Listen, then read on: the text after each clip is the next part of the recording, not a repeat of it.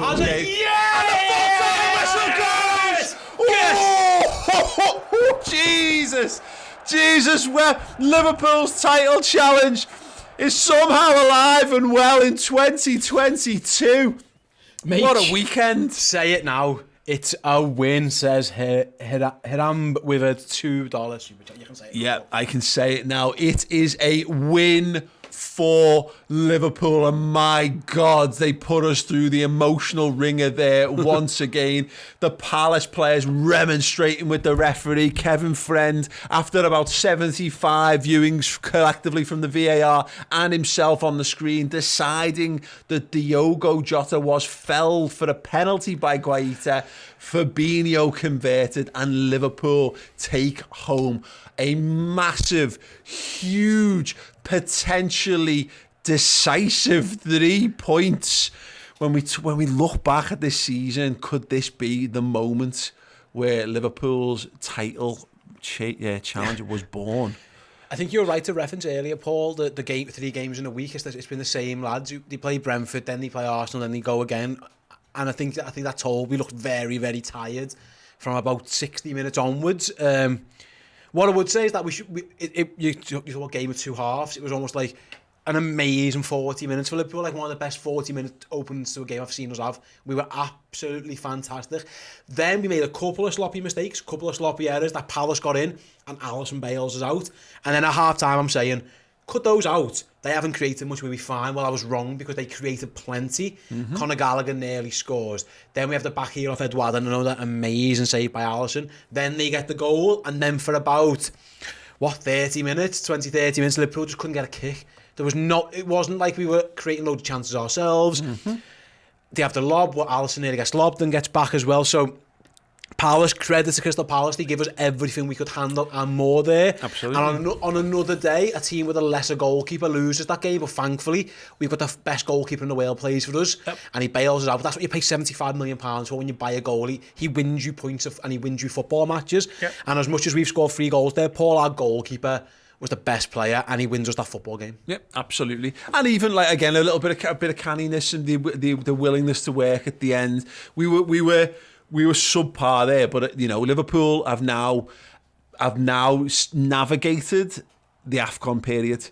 Yes. And the FA, look, because for me the FA Cup is just a free hit. We should be able. If you get knocked out by Cardiff with the team that you put out against Cardiff, then shit happens. But ultimately, we had these 2 league games, and we needed to take 6 points from them, and we've taken 6 points, and we've scored 6 goals in 2 games in doing it as well. And I know it was hard bloody work at times in both of them. It was a bit of a flip reverse of the Brentford game. The Brentford first half was harder, and the second half was much easier. Yes. We ran out of legs big time in that half, and Palace. We said this in the build up to the game. They had a lot of options off the bench there that Liverpool simply didn't have. And they had legs. They look fresher. They look fitter. They look quicker. The goal comes. We're just half a yard off every. We're half a yard not closing the ball down. We're half a yard on the run. It just didn't seem like it was going right. We got a bit of luck here and there. So obviously, with the decision, which we obviously will talk about later, but Palace had enough chances there, I'll be honest. They missed a couple themselves. Our goalie just hasn't, again, a reference to the goalkeeper, he deserves all the praise. Because if we were 3 points clear at the top of the Premier League, we'd call that title winning form. But we're all absolutely shitting our pants at every stage because we're chasing things down and we can afford no slips whatsoever. It's done. I hope we never have to think about this football match again. But Liverpool have done what needed to be done. Let's have a little look at the stats and stuff, if you don't mind. Because I just want to point out to people, of course, Crystal Palace have beaten Man City this season. It's a good team. They're a good team. These are a good team, and you can see why. They're not going. They'll have games where they struggle, and we saw because we carved them apart. We bullied them for the first half, but. It's maybe it's a soft penalty. It doesn't matter. It's a penalty. It's not on us as Liverpool fans to go. Oh, I think he shouldn't have given a penalty there. Not asked. Fully not asked whatsoever. Yeah, it's not our job. We're not the refs. I don't think it's a pen, but I'm not the referee, so what do I know? Yeah, in terms of stats, in the end, Liverpool still come out with more of the ball possession. 57% there. 15 shots, 7 on target, 7 off target, and 1 blocked. By that count, you think it paints a different picture of the game. Because the Palace, on the other hand, 8 shots, 5 on target, and again, a reference to go back to Alisson. He saves all of those. The save from the back heel, is which ridiculous. is 2 yards out, is like unbelievable. The reactions to get down that low, that fast to something and the like lob, that. I think he and was, the lob as well. They're the two, Andy. Yeah, you're right. And then other than that, mate, let's say that Palace had 3 big chances. We had and missed 2 of them. Again, Conor Gallagher and Edwards back heel. I'm guessing those are. We have 1 big chance and score it, which is that's what you want. That's more than ideal. That's obviously Oxlade-Chamberlain's goal. Maybe actually it could be Van Dijk's. They're both. Yeah, I'm not sure which one references which there. But in the end, I think this what the stats point is what we said right as we started wrapping the game up there is that for 40 minutes Liverpool were out of this world good, and that shouldn't be forgotten. They really were. Whether it was fatigue, I don't know what it was. Palace come into it, and also at 2-0 they've got nothing to lose. If it's 1-0 they might be thinking, we'll keep the back door closed, or that extra touch or that extra put. Well, at 2-0 down you might as well do it, because what's the worst that can happen? You go 3-0 down sound. By being a bit braver, they score a good goal. We have a bit of a brain fart before half time, and that carries over. But listen, mate, like you referenced it there, so like at some point, if Liverpool do get themselves within touching distance of Manchester City, we can all look back at Crystal Palace away and go, by hook or by crook, Liverpool, without their 2 best attackers and with a lot going on, 2 of the best attackers, and with loads going on, managed to go and get a win at Crystal Palace. Listen, it's not the first dodgy penalty we've got, it won't be the last. But it's not actually, you know what though, but Liverpool don't get a lot of penalties. They just don't. Statistically, for how attacking Liverpool play and for the type of players that we have, we don't get anywhere near the volume of penalties that we should do. And so for once, we've actually just got one that's gone and absolutely killed the game off for us, because it felt nervy and it felt edgy, but the second that happens, it's game over. And I know, we live in a world where Steven Bergwijn can score 2 goals in added on time, so we know it's possible. God knows we've seen ourselves do it. But like the Palace fans were empty. There was empty seats all over Selhurst Park. They knew the second that penalty went in that was the game done. And I actually think weirdly, they changed their substitutions. Actually made them a little worse as well. It's one of those games in with the gift of hindsight we'll probably feel a bit better about it. But I said this before the game, I'm not asked I wasn't asked how we were going to win that game. The problem is we were so good for 40 minutes that it made it feel loads worse. If you just said, I'd have taken this win all day long, at any time before kickoff, but I actually thought we were going to go and win 7-0 when we went up 2-0 so comfortably. What you got to remember as well, mate, is that Crystal Palace played their last game on Friday the 14th. Yes. They had that derby game. We've played Sunday, Thursday.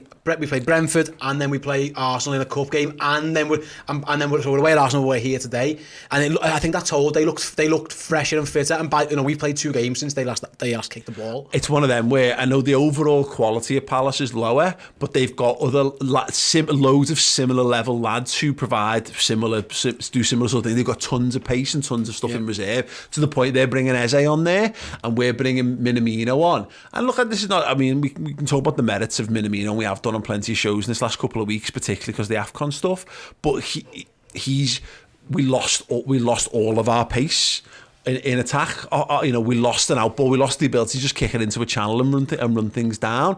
And they bring in another lad who can continue to stretch us. Bring Ayew on, bring Benteke on. And that's what happens. I reference it again. When you're 2 down, you don't have to worry about bringing defenders on. You might as well just go for it. So they take Will Hughes off at 2-1, don't you? And then go for it again. I actually think we managed that situation. I think it hurt Crystal Palace to make that sub.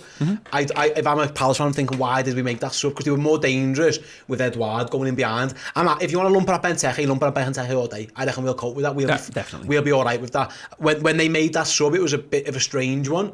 And it makes perfect sense. That's them throwing the kitchen sink at it, isn't it? But I agree. I think that plays into our hands, because you're gonna go long to Liverpool. You're gonna throw crosses into the box.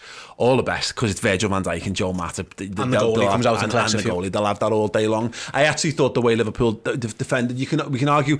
I'm sure people go, Liverpool's defence was leaky. I say it again. I thought their goal was a really, really, really well worked, and that's the danger of having effectively. It wasn't 2 men up front, but 2 men in that sort of position, because it's very difficult to hold a defensive line against that. They play offside brilliantly on the first guy, and then the second guy comes in from deep. It's actually a good goal from Crystal Palace, but I actually thought the resolution with which Liverpool defended, we didn't. The problem wasn't in how we defended it, because I thought Jordan Henderson was brilliant coming back in and closing the door off. The amount of times he got back in, won headers, blocked things, turned things around. I thought Curtis Jones did it a couple of times. Fabinho did that. We actually defended our 18-yard box really well when we needed to. The problem was that the ball wasn't sticking down the other end, and that's because Bobby Firmino was out for like 2 months, and since he's come back, he's just played loads of footy. Jota's had to play loads of footy. He was knackered at the end. Jota, that back pass, he just like a man who was out on his feet. Absolutely. I think again, you referenced the AFCON guys. What they are good at that. Mane holds the ball up so well. Salah does it. It's not something you immediately think of, but it sticks and more. And they're with super fit as well. Yeah, and they give you the option of coming short or going long. We didn't really have that. Everything had to be to feet. So if you lose it, you've lost it 20 yards further again, up the pitch. If Divoc's on the pitch for that, you know, he just gives you a bit more of an outball and all that kind of stuff. I look again. It feels very raw, and we'll have a bit of a chat about it. I'm going to be doing everyone's reactions, your reactions, you watching at home. Steve's got player ratings to do, and then we're going to be doing the instant match reaction. So we're going to carry on this chat, and if there's anything you want us to go a bit more in depth on, we'll listen to some of the post-match stuff as well, so we're a bit more up to speed with what's been going on and what's been said by the Sky coverage and what have you. If you want to check out the instant match reaction, if you want more on this, and why wouldn't you? This is thrilling. I know it's hard, but like, who wants to piss every game? This is what. Yeah, I know, me too. But like, this is what it's all about. This is what it is to feel. This is football. This is emotions. If you don't get emotion from your pastimes, then you're not really passing the time, are you? I will return very shortly on YouTube. Steve will return just after that, and then both of us will be over on Redmen Plus. So what you got to do there is go to the redmentv.com. The post is right there. It's right there, Crystal Palace instant match reaction. You just click that. That is in the slider bar at the top. If you click the join today, the big yellow button down the right hand side of the page, you can get that live streaming as a video show, and after the fact, shortly after this evening, as a podcast as well. So if you want more video and podcast coverage of this game, there's that. And then on tomorrow morning at 10:30 a.m, we're live streaming the Final Word show as well. So plenty to keep you going. Anyway, yes, I will return very shortly. Thank you, Steve. That's been emotional. Thank you for everyone who's joined us on the watch along. A little break for the watch along, a little international break while everyone catches their breath, has a good old sit down. Anyway, more to come up from us on Redmen Plus and beyond. See you all there. Ta-ra. Hey guys, the January transfer window is open, so I'm sure you guys are looking for the latest news, who's coming to Liverpool, who's going, and all that kind of stuff. Well, we've got you covered on Redmen Plus. Every week in January, we'll have Neil Jones in our studio live for Journo Insight. He will be telling you the comings, the goings, and everything you need to know for this January. How do you watch it? I hear you ask. Very, very simple. Head on over to the redmentv.com and sign up for Redmen Plus.